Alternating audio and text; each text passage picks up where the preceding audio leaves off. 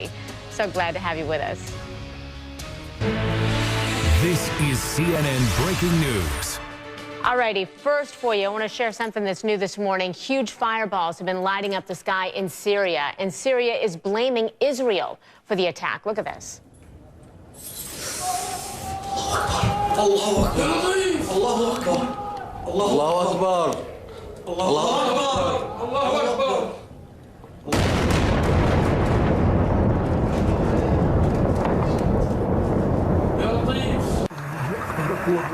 The explosions rocked a suburb of the capital, Damascus, overnight. A Syrian state television says Israeli rockets slammed into a scientific research center. I want to bring in CNN's Sarah Seidner, who's in Jerusalem. Sarah, I know that Syria is blaming Israel for the blast, but has there been any response yet from Israel?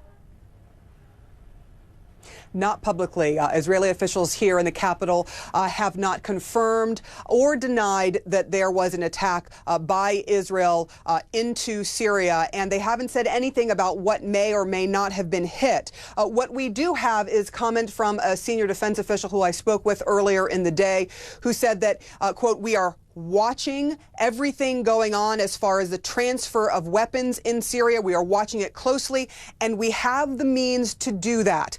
That is from a senior defense official here in the capital. Now, I want to also talk about what has happened in the past. We heard from U.S. officials, sources telling us that somewhere Thursday night or Friday that there was an attack, and they do believe that it was Israeli warplanes that attacked inside of Syria, but attacked from Lebanon airspace.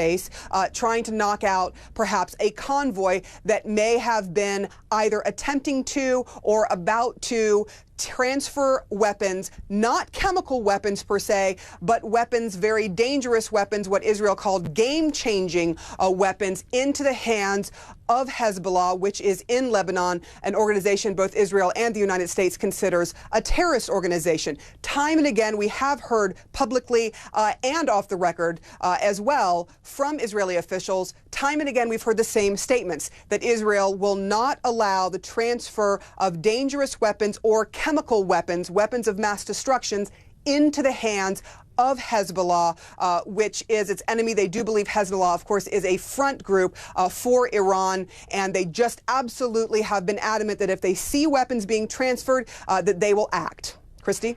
Is there any gauge at this point, Sarah, of how far this thing could go when you mention, Lebanon and warplanes that have been flying overhead there? Any gauge at all as to how incendiary this may get? Well, here's the great concern from Israel's perspective in the region, and that is that they believe if there is going to be something that happens, for example, that comes into Israel where Israel is attacked, that it will likely be coming from Hezbollah. That's been said in the past, that they believe that Hezbollah would be for perhaps the first to make a move there on the Lebanese border. So that is of great concern, I think, here. What is not of concern, which is interesting, is that they don't think that Syria is going to necessarily turn around and start trying to attack Israel, because the Syrian regime at this point has its own problems. It's trying to deal with this war that's gone on for more than 2 years and is really in a situation where it's having trouble trying to keep itself in power. So what we may see is over the next coming days a response. We may not see a response, because a response from Hezbollah will mean that Israel, the United States perhaps, will have to back Israel up as well. And it's not necessarily certain that Hezbollah will take any action, but we'll have to wait and see, Christy. All righty, Sarah Seidner live for us there. Sarah, thank you so much. We appreciate it. And I want to let you know we're being joined right now, too, on the phone by CNN reporter Fred Pleitgen. He's actually in Damascus. So, Fred, I understand you just left the office of the Deputy Foreign Minister in Damascus. What did he say? Well, he was obviously very angry, Christy, about this attack. He said that this was, quote, a work that was done by the Israelis to support Islamist terrorists here in Syria who are fighting against the government. The government, of course, says that the opposition that it's fighting are all terrorists. So he said that this was an alliance between terrorists, between Salafists and the Israeli military. He was very angry, and he called this, and I quote, a declaration of war by Israel against Syria. So he was very angry. And I can tell you from last night, we witnessed the explosions that happened after these initial hits, and they were going on for hours after the initial hits took place. They were lighting up the sky here in Damascus. There was a lot of gunfire also going on because apparently troops there on the ground, Bashar al-Assad's troops, were so confused by these explosions that they started firing into the air. They started firing their machine guns because they didn't know what was going on. Some people were speculating whether or not one of these hits might have been on an ammunition dump, and so therefore you heard explosions for such a very long time. But I can tell you, the Syrian capital last night was absolutely rocked by explosions for hours, and it sounded like full-on war for a very long time, Christy. There right now, in terms of trying to find people and people who are injured, people who are killed. Is there a death toll? What do we know?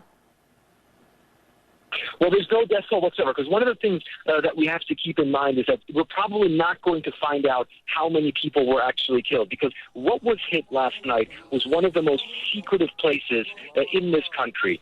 It's a place that has a lot of the elite Republican Guard units of the Syrian military. It's that research facility that's basically off limits to everyone, so it is something where it's very difficult to get details. I asked the Deputy Foreign Minister whether he could even tell me what exactly was hit, if there was anything else hit except that alleged research facility. And all he was willing to say was that it was assets of Syria's Defense Department that were hit. It's a very secretive area. It's in some mountains around Damascus that are very hard to access. There's a lot of checkpoints there. You don't get very close to there simply because it's a very militarized zone, and not many Syrians, or almost no Syrians, even know what is going on there. But clearly, something very big was hit there last night, judging by the explosions. We'll probably never find out how many people were actually killed, but I can tell you from speaking to people who live around that area, a lot of them ran into shelters and tried to get away from those explosions and felt the pressure waves even outside of that military area, Christy.